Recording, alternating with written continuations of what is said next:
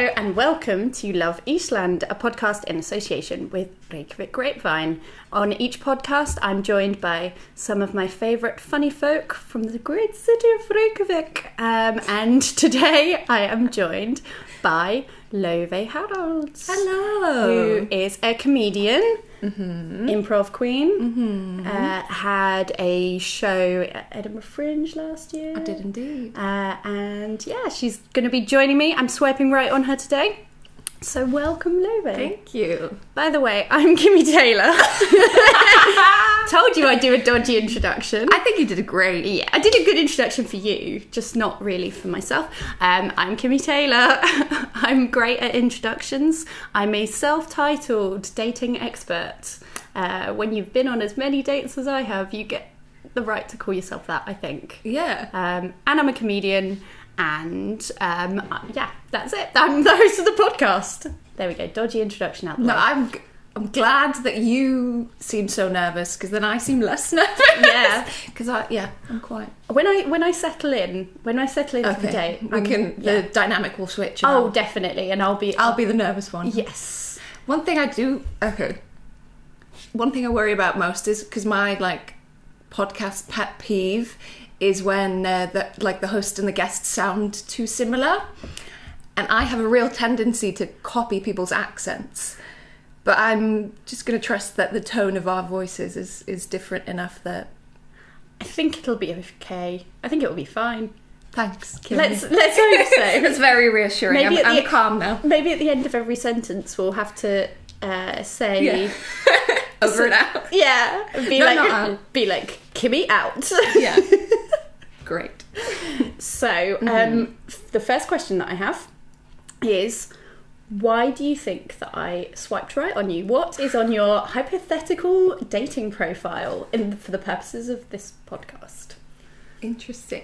Well, I think hopefully it would be like a sense of humour. You'd be like, oh, she seems funny. There's specifically one photo I think you'd like, which is me in Greece.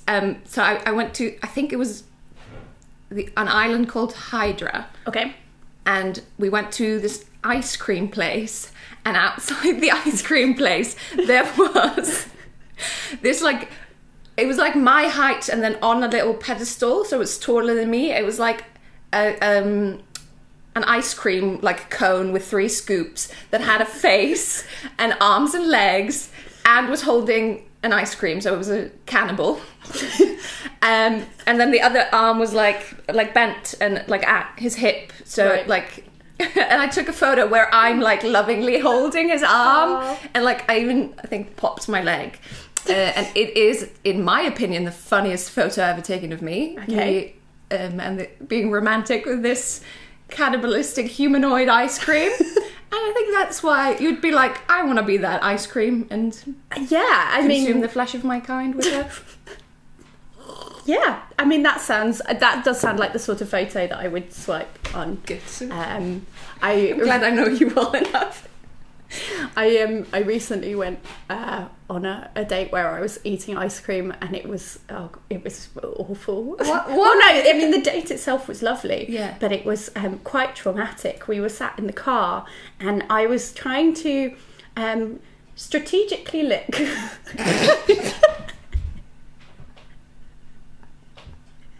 Go on. And it was like they'd put too much on the cone. Yes, they always do. Yeah, they do. And then so I had I had one of those it was strawberry and vanilla swirled ice cream, and it was weird because the 2 ice creams had slightly different textures but were swirled together, so that was slightly spinning me out, and I wasn't being quick enough. And she had to keep leaving the car to go and fetch more napkins. So she was like, bad licking technique. Basically. No second take. And that's the last thing you want when you're a lesbian, is for people to question your ability to eat an ice cream. Absolutely. Wink.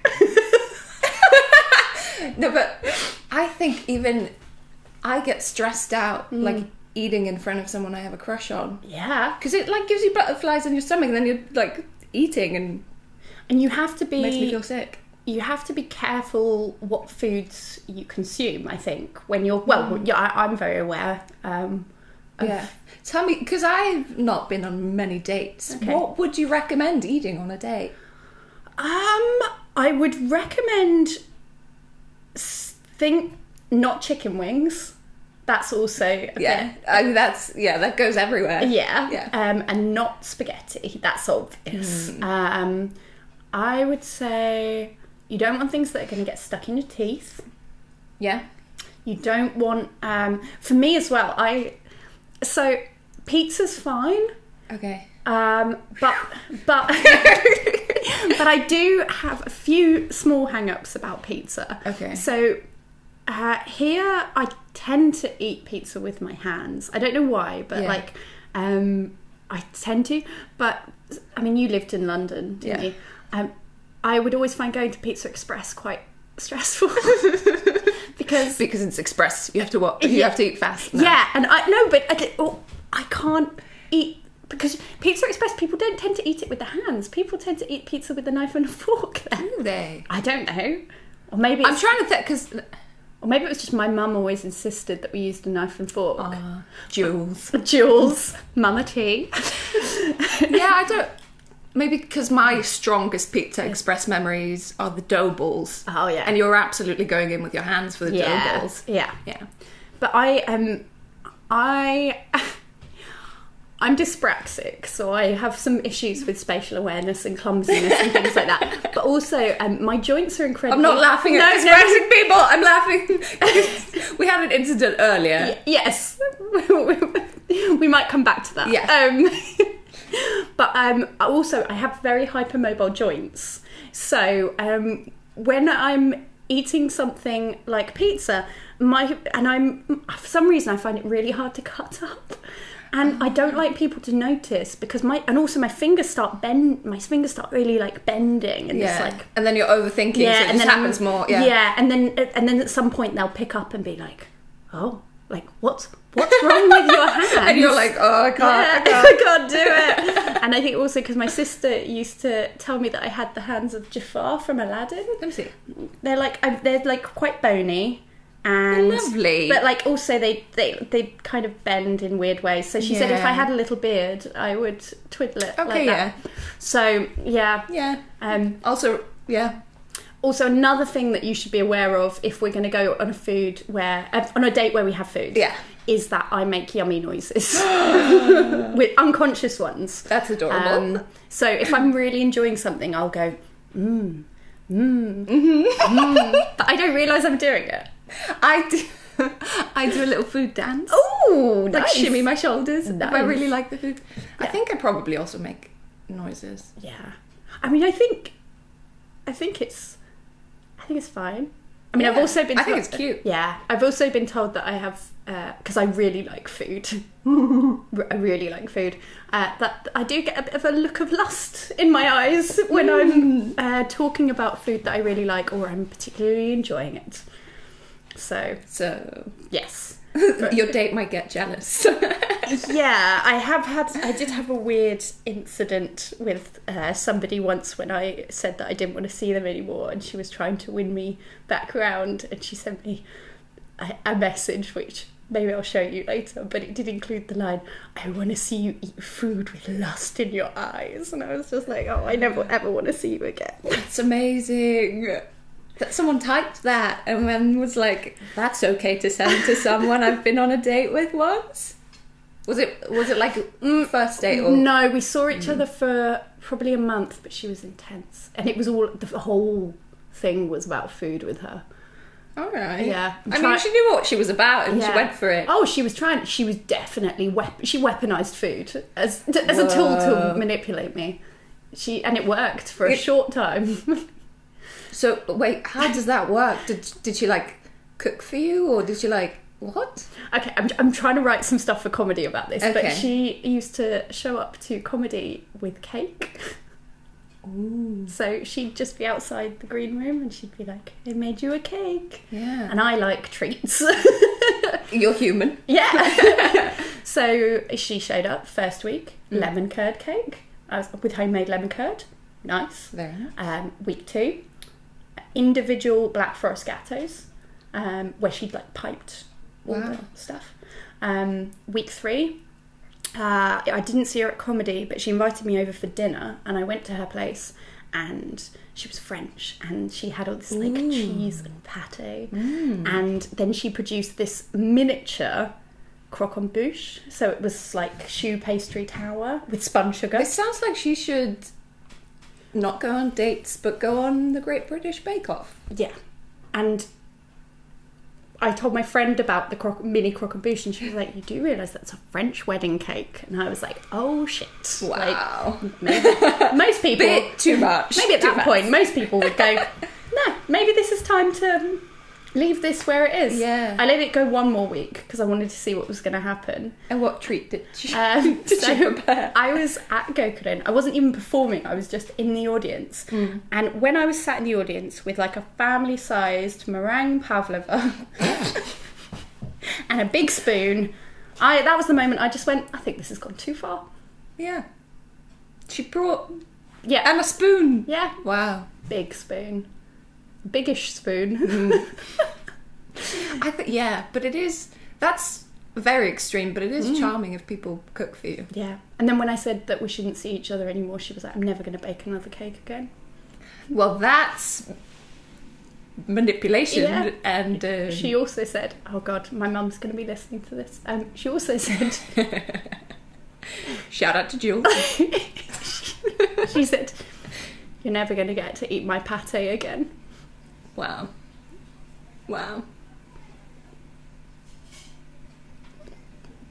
Just letting it sink in. Yeah. Did you say that out loud or type it? She said that. I think she said that one out loud. Wow. Yeah. That sounds like a line from a play. It does. I love it. And I didn't. But yeah. So anyway, let's go back to you. So I've swiped right because of the cannibalistic ice cream photo. Obviously. Have you got anything written in your bio, or do you just go for being all enigmatic with your ice cream? I feel like there should always be a description, but I find it so hard to write them. Yeah.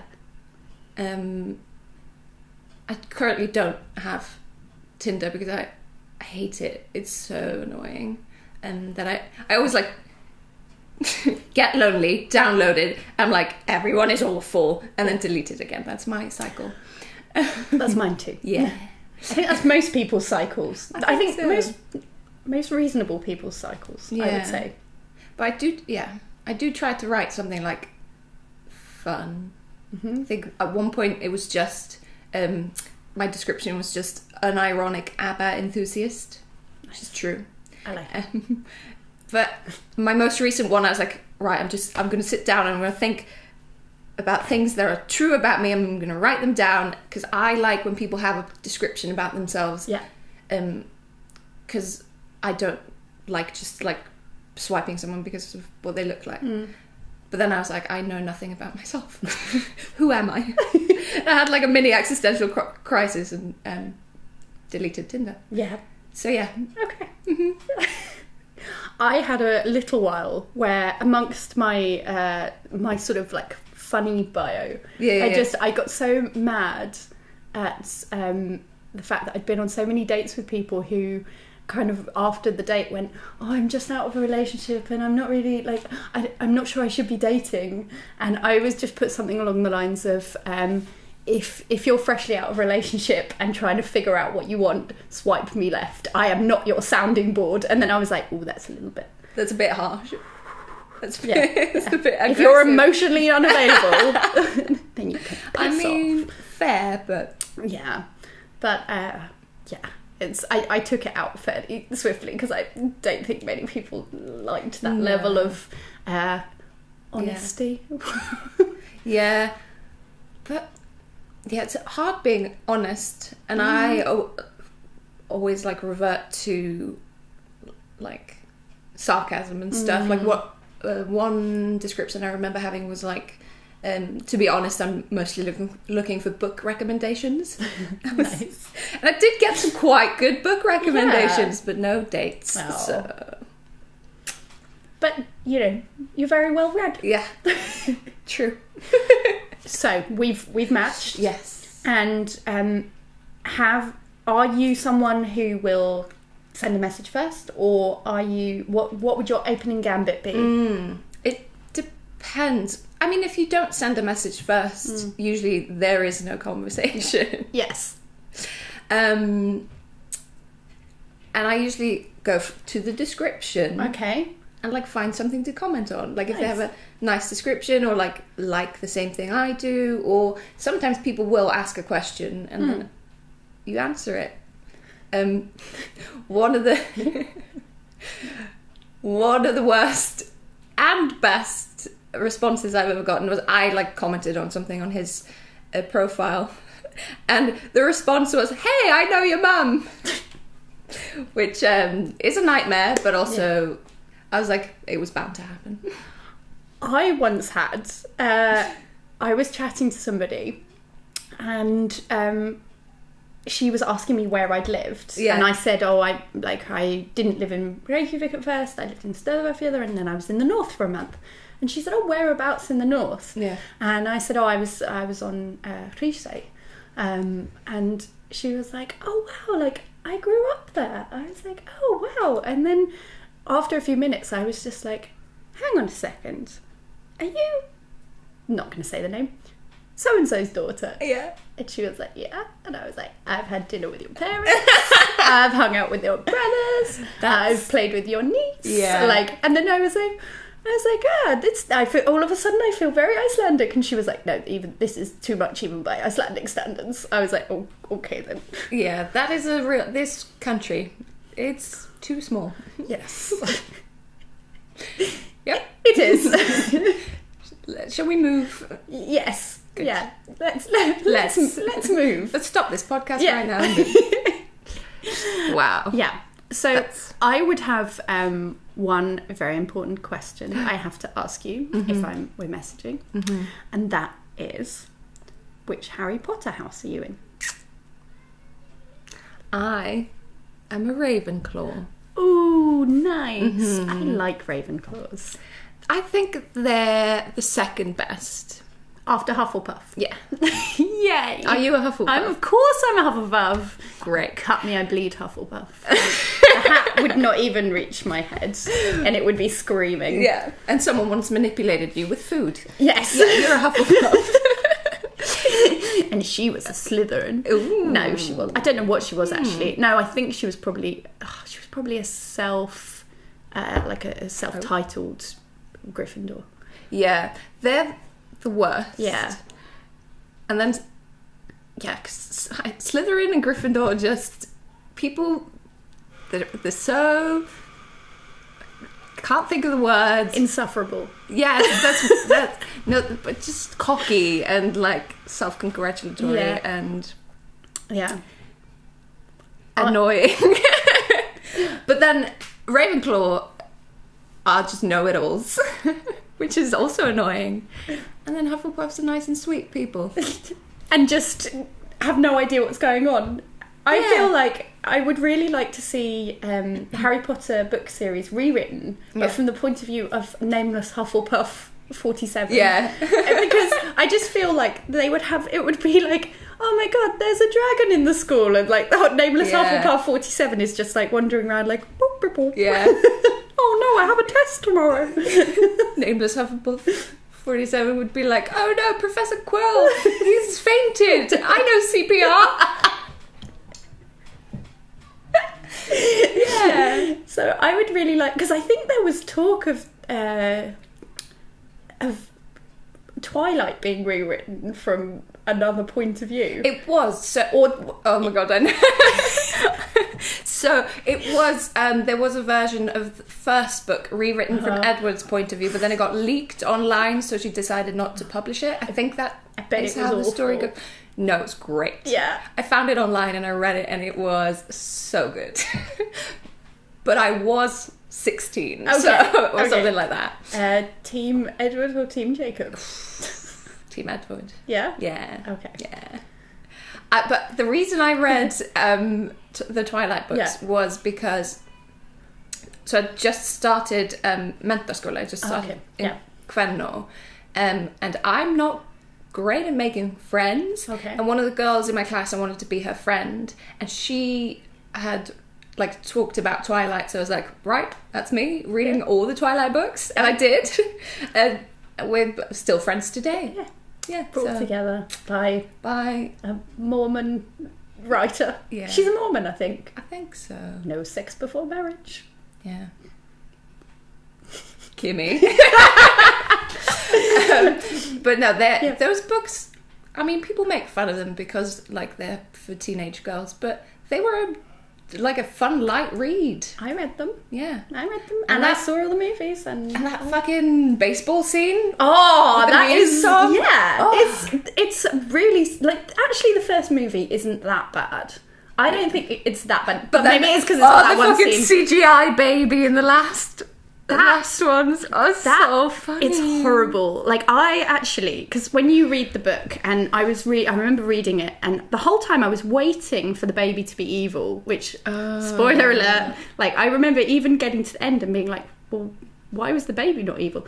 But that moment where you read it and you're like, oh my God, Jacob is going to end up in a relationship with this baby. That's the loudest I've ever laughed out loud at a book, when she was like, you imprinted on my baby! But then, when you watch the movie, and you see that baby's face, and you're like, this isn't Jacob's fault. I blame that baby. Like, the baby is evil. The baby is very creepy. It's so fucking creepy in that movie. Yeah. I rewatched them recently. Yeah. That's entertainment. It's so fun to watch. But my favourite actor particularly in the last movie, Michael Sheen, when he laughs, when he points and just goes, it's the best moment in any movie. My favourite actor, having recently rewatched all of Twilight, Anna Kendrick, standout performance. She's brilliant in it. What a legend. She's just she's every girl I knew at that time, at that age. She like epitomizes that period of time so well. And I'm amazed now, because I mean I was never a big fan of Kristen Stewart, mostly because she just eats her own face throughout those movies. Yeah. The whole time she's like, sorry, podcast listeners, you can't see. Podcast watchers, you can see chewing her bottom lip. Yeah, but like, she just eats her own face the whole time. But I mean, now obviously she's one of my people, which helps. But she's been in some really good movies. She's good. She doesn't eat her. Maybe it's because she stopped eating her own face. Did you like? Sorry, I feel like we're going to have to get onto the date at some point. Oh right, yeah. But did you like the Hunger Games? Yes. So I read the Hunger Games because I was working at a summer camp in America, and all the girls were reading it, and I was like, gotta know what the campers are reading. And then I after the first chapter, I was weeping. Yeah, I loved the Hunger Games actually. Both the books and the movies. I thought they were good adaptations. The movies were good. Yeah, I'm big, and I loved Caesar Flickerman. Yes. Stanley. Yeah. Stanley Tucci. Yeah. What a man. Yeah. But this is not a book and movie podcast. Sorry. This is a dating podcast. So, where are we going to go on our date? Where are we going to go on our date? Yep. Great question. So I thought, we currently both live here in Reykjavik, Iceland, and but we have both lived in London before. We have. Yeah. And it's winter here right now, so it's been the past few weeks we've had so much snow and storms, and just there's been avalanches, and it's been dreadful. Yeah. So I thought, instead of going on a date here and now, we would go in London in the summer. Hey, nice. And I'd take you to one of my favourite places in London. Okay. Regent's Park. Nice. Mm-hmm. I love Regent's Park. And I would ask you to meet me at the bandstand. Okay. There's like a gazebo bandstand in Regent's Park. The reason I'm choosing this place is because you know me, I'm a very nervous person. So depending on how the date is going, there's always either more stuff to do if we're like vibing, Yeah. or like a easy get out, Yeah. if not. Yes. So yeah, and I ask you to meet me there because I'm always early. Okay. Which is unusual for an Icelander. Yes. Yeah, I think it has more to do with my anxiety than my nationality. But yeah, so I could nervously walk around the park while waiting for it to be time to meet you at the bandstand. That sounds lovely. Yeah, and then we take a little walk. Nice. And there's close by. It's interesting that you talked about ice cream earlier, because close by there's a ice cream stand. Nice. Okay. Where I could get you a 99p in a flake. Hey, Yay. we're gonna have a whippy. Yeah.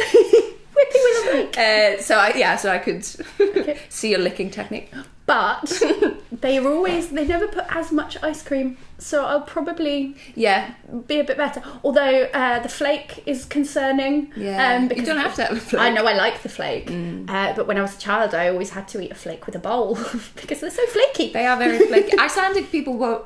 No flakes. Okay, a Cadbury's flake is It's like a chocolate bar. Yeah. That is sort of ripply. Yeah, it's like layers of chocolate, and they all break apart. Yeah, there used to be an advert that was like, oh, Yeah. the crumb. And instead of like dipping ice cream Yeah. in sauce that hardens, people in the UK just put a flake in their soft serve ice cream. Everyone's going to be thinking, well, that sounds rubbish. That's not enough. Yeah. Where's all the other nummies? Where's the kurk? Yeah. But that's what's available. Yeah. So that's what you're getting. Yeah. Where's the luxury sauce? Exactly. And then, because it's the summertime, it's lovely.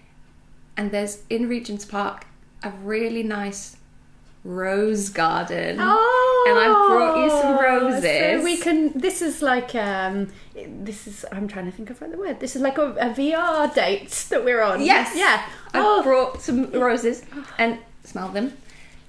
So there's like all different varieties in Regent's Park, and what I found is if they're lighter in colour, they smell better, and especially yellow roses smell amazing. But I sadly couldn't find any, so I brought you these pink roses. Oh, it's lovely.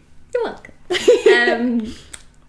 And they also have fun names. So what I would propose on our little walk through Regent's Park, I'd be like, let's find the best name and the best smell, and like make a little game out of that. I like how you're always ready for improv games. Yeah, that's because yeah. And then if you are fun in that game, which I and would we want to continue, because I feel like dates can either like they're not going great, so you want to just get out of there, or you want them to just go on for hours because you're having a good time. And then I would probably suggest we go on the little pedal boats. Nice. Yeah, and like pedal boat around the pond with all the birds and stuff. That sounds great. Yeah. Except my spatial awareness and coordination are... well, I mean, I have been on the pedal boats before, and I do like them. But, I mean, I'm a Hufflepuff, you're a Ravenclaw. Yeah, so you're gonna... Maybe we should go on a rowboat instead, and I could row you around. I mean, yeah, that would probably be better. But I reckon with a little bit of practice, I think it would be nice. I can't row. I definitely, if we're going in a rowing boat, it's me, because I'd be like, and I've got questionable upper body strength, so maybe I think we go for boats, I think we do that because I think it would be fine, and also hopefully you would find it endearing. That I think I would, and then you'd be like, oh, it's okay. Yeah, I think we'd have laughs. Yeah, I think there'd be like jokes and japes. Oh, yeah. So I think it would be really nice. Good. And obviously the sun shining. Lovely. And then if that goes well, we're still having a great time. Yeah. Regent's Park has a theatre in it. Regent's Park Open Air Theatre. Yeah. And I would be like, hey, do you want to continue the date and go see a play? And then obviously it would probably like be a few hours before the play started. So we would absolutely go to Chipotle. Yes. Before. Yeah. Nice. And I know that next summer, when we're going on this date, Kimi, they're doing a production of Romeo and Juliet, which is romantic. Yeah. And I know a bunch about Shakespeare, so I could impress you with my knowledge. That sounds lovely. Yeah. And also, being in an open air theatre like that is preferable than when I went to the Royal Opera House to see Romeo and Juliet, the ballet. Ooh. And it was lovely, but which was great, but I bought the cheapest tickets that I could. Oh no. And I actually went with my mum. Yeah. And we were up right in the gods, and we had a slightly restricted view. Yeah. And I was really scared at the end when it was, spoiler alert, Juliet's death scene. Sorry. And she was dancing around the stage, and I was like, oh fuck, she's going to die on the wrong side of the stage, and then we're not going to be able to see. But luckily, I had chosen the right side. Yeah. So we saw her sort of stumbling around. Yeah. I mean, not that ballet dancers ever stumble, but she died in the right place, so we were able to see it. Good. But I was like, God, I've spent £10 on these tickets and we're not even going to see her die. Yeah, I recently made a similar mistake. I went to see what's it called, Betrayal, because I wanted to see Tom Hiddleston. And me and my friend, the one who I read Twilight for, we were going to go. So I got us like seats up in the gods. And she bailed on me. So I invited my friend to come instead. And he is quite tall. Oh, dear. So, and the seats are like very high. Yeah, so basically he was in pain the entire time.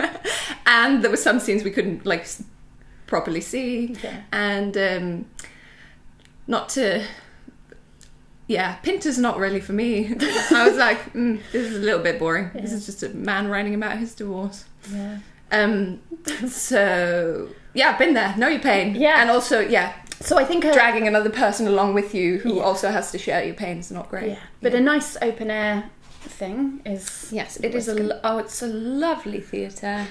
That sounds great. I saw a production there of Into the Woods, and it was, to this day, the best theatre experience I've ever had. Because, like, Into the Woods, like, the first half's all lovely, and then the second half's really dark. And, like, as we were watching, the, like, sun went down and it got dark, and it was, like, literally in the woods. Oh, it was so good. So, yeah. Yeah.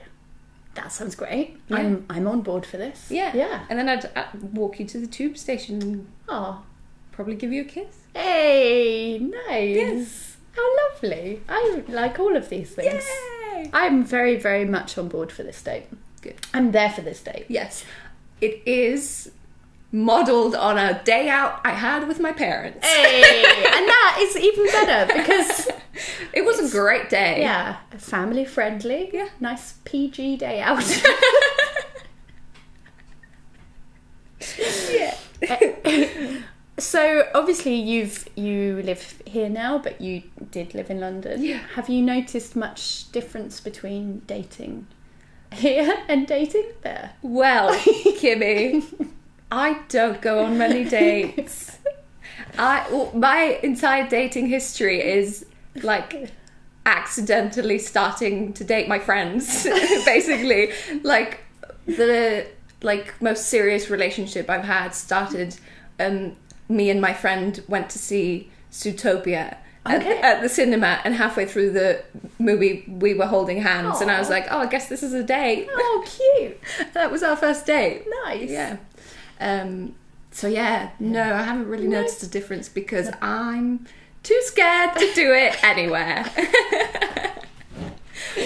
Yeah, I find like I found when I was dating in London, it was a lot more. Everything was quite efficient and quite sort of.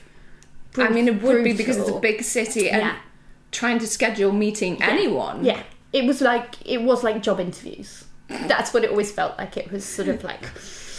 Wow. And then even the questions that were asked were different, and also you knew you were never going to see people again. Oh, that is, that's big. But here, yeah, you see people. You have to call things out. Yeah. You have to. I am very good at avoiding people. Yeah. It's a skill I have. Yeah, you have to like mostly just not be a dickhead, I think, here when you're dating people. That's a good thing. I mean, I feel like I was never really a dickhead about dating in London either. I feel like I was always good girl. I was always a good girl, I was. I'm sure you were. I was always very nice and polite, and yeah. I did my best. Yeah. And it didn't really work. Yeah. I almost went on the TV show First Dates. Amazing. Yeah. Why didn't you? Well, the thing was, so there's a television programme in the UK, listeners, called First Dates, where it is a restaurant where everybody in the restaurant is on a first date, and then there are little camoras all around, and you get to observe. And they know, and everyone knows. Up. Everybody knows, and there's lovely Fred, the maitre d', who's very charming, and it's a lovely show. And so nice. I got very drunk one night and sent off my application. Yeah. Not really thinking about it. In fact, it was Valentine's Day, and I was feeling very angry at the world. It's coming up, so... Yeah. I was feeling very angry at the world, and so I wrote off an application and forgot about it. And I even said to one of my friends, I was very drunk, I sent off an application, but it won't get in because loads of people apply for that TV show. And she went, Kimi, there's going to be a much smaller pool of women who are into women, and you sent it when you were drunk. Expect a phone call. Uh-oh. And I did. I got a phone call from this guy who was like, hi, I'm Patrick from First Dates. We got your application, and we just want to ask you a few questions about it. And I was like, oh, shit. And he started sort of going through, and he was like, so it says here that you've got a very close relationship with your mum. Can you elaborate on it? And I was like, yeah. They're fishing for stories. Yeah, and I was like, yeah, mum and I, we get on really well. And he was like, yeah, basically what you said in your application form was that if you didn't do something soon, that she was going to arrange the first same-sex arranged marriage in the UK. And I was like, ah. And then he was like, could you elaborate a bit on your type? And I was like, oh, just kind people. Looks don't matter, just very kind. And he was like, that's not what you put on your form. And effectively what I'd drunk Kimi was... Okay. What I'd put on the form was that I wanted someone who looked like Jennifer Lawrence but knew her way around the engine of a canal boat. That's a type. Yeah, it's specific. It's very specific, and I like it. Yeah, so... I want to meet that woman. Yeah, I mean, if she's out there... Come on the pod. Yeah, Jennifer on the boat. Because it is my dream to live on a canal boat. That is one of my dreams. How do you feel about living on canal boats? Yes. Okay. Earlier we talked about moving away from Iceland. Let's go live on a canal boat. And also when the zombie apocalypse happens, I feel like the canals are going to be a relatively safe place to be. Interesting. So... Yeah, zombies can't swim. No, they can't. Unless they're plasticized. Okay. I feel like you know more about this than me. What does that mean? Well, I worked in a museum for a while, and we had some plasticized corpses, and I used to have nightmares about them reanimating, and then because they're not soluble, because they're been plasticized, it means they're effectively waterproof, so they would be able to... I used to have nightmares about crossing rivers, and then the zombies would just cross the river because they could walk under the water. So unless that happens, then I think we're going to be fairly safe on the canals when the How do canal boats fare on open water? Because if the canals aren't safe, we're going to need to... Yeah, I mean, we can go onto rivers. I'm not sure a narrow boat's going to fare terribly well on the open seas. But a lake, if we got to a lake somehow. Yeah. Okay. Yeah, so I think that could work. Yeah. It's important when choosing where to live, how you would fare in a zombie apocalypse. Yeah. Because here you're safer than in most other cities because it's a small city. Yeah, I think I feel relatively safe against the apocalypse here. So yeah, I think it'll be all right. Yeah. So yeah, here or on a canal boat. Nice. I mean, there are some flaws, but I won't go into them. Yeah, the problem with hair and the apocalypse, we're going into this. This is what we would talk about on our walk through Regent's Park. So imagine it's a lovely summer afternoon in London, and we're talking about the apocalypse. So the problem with hair is resources. Yes. Like, I don't think the entire population, because also modern people don't really know how to farm and be like sustainable with their resources. So I think that's why you choose a good apocalypse team.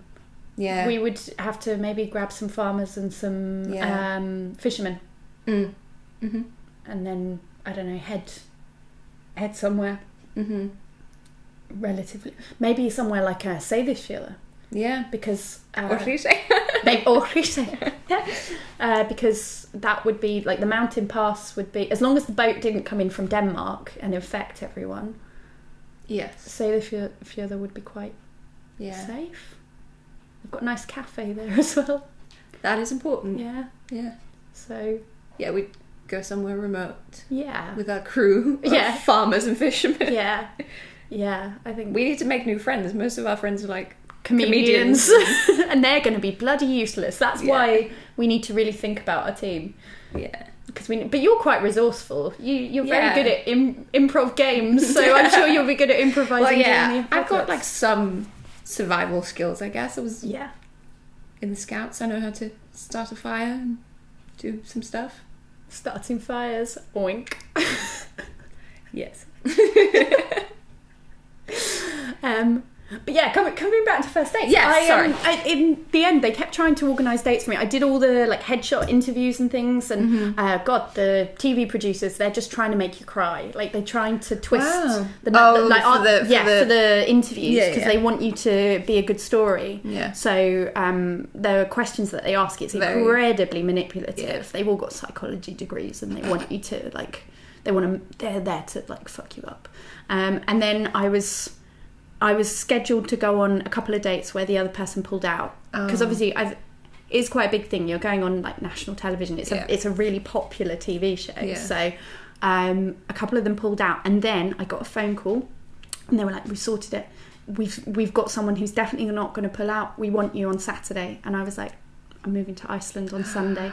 Wow. It's my last night. I can't. So instead of going on first dates, I moved here and got this podcast. Yes. About dates. Yeah, exactly. Wow. So I had to make the best of it somehow. So my sister was like, "Just do it," and I was like, "It's my last night. I can't go and meet some random and go on telly." Yeah, and be like, "Bye, I'm moving to Iceland tomorrow." And she was like, "Yeah, but it would be such a good story and they'd love it." And I was like, "Yeah, but I'm..." And then when I came between me sort of coming here and then deciding to study, I had like 6 weeks at home, and they contacted me and they asked me to go on First Dates Hotel, which was being stuck in a hotel with a bunch of people who are on first dates somewhere in the south of France. And I said, "I've only got 6 weeks and then I'm moving permanently. So I really think you should just take me off the books." So sad. I know. Times. Could have met the love of my life on first dates, but instead on telly. But instead, I am here effectively every week interviewing a different person that I know to see whether most of whom are straight or married. Yeah. Or my friends. They're all my friends. But I've heard that that's how you find your relationships. Exactly. By accidentally dating your friends. But I think this has been very nice. It has been. I've enjoyed it. Do you think we should go on a second date? Absolutely. I think so. So I think we might have reached the end of the day. It makes me sad. Yeah, does it make you sad? Yeah. But it's all right, we're going to go on a second date. Good. So thank you for joining me. Thank you, Kimi. Have you got anything that you would like to plug? Not really at the moment. No. Working towards shows and things? Yeah, I mean, we're both doing the Fringe, Reykjavik Fringe this summer. Yeah. So you're going to have your first show at the Fringe? First show at the Reykjavik Fringe, yeah. Obviously you've had your show at Edinburgh Fringe. The big one. Yeah, the big one. The one that ruins your mental health. Yeah, I mean, this one is super cosy. Yeah. This one is very, very different to Edinburgh. It's very small and nice. It's lovely, and yeah, you're going to have a lot of fun. I think we're going to have a lot of fun with that. I look forward to seeing your show. Yeah. I'm still writing it. Well, I mean, I should be still writing it. It's February. Yeah, I'm already panicking though about like, oh wow, I need to effectively write a new hour. But it's going to be fine. It's going to be all right. The show's going to be called Bad Lesbian. That was some good self-soothing. Yeah, it's going to be fine. It's broadly fine. Yeah. So and then you're sometimes at Soulflow Comedy on Mondays, hosting improv. Soulflow Comedy is a open mic for women and LGBTQ plus performers. We're there every Monday night, 9:00. Laufey is the best host of the improv. Oh, stop it. When you big flirt. I hugged her the other day, and when I hugged her, I made a very strange noise. You made such a weird noise. It was like a. Completely threw me off. I had like a whole introduction planned, and then I was just telling the audience about the noise you made. Thinking it awakened something in me. Yay! Yes. Right. So I think that this is the end of the podcast. If you want to find me, you can find me on Instagram, kimitaylor.comedy, or if you're looking for an Instagram for the podcast, it's loveiceland.podcast, and I will see you soon. I love how I'm like, I'll see you soon for a second date. And I will see you another time for another date with another person, because I'm apparently dating every comedian in the city at the moment. So I like it. It's a good look for you. Yeah, it seems to be. Yeah. It's working for me. So thanks very much. Bye.